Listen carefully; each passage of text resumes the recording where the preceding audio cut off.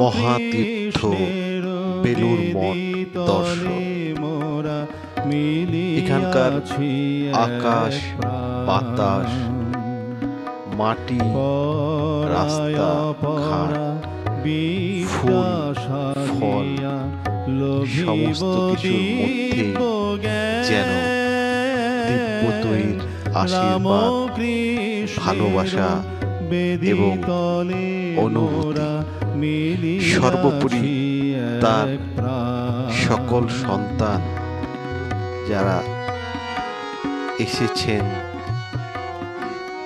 যারা আছেন আর যারা আসবেন, সবার জন্যই যেন অকাতরে তারা এখানে রেখে গেছেন। আমাদের কাজ শুধু সেগুলো সংগ্রহ করা।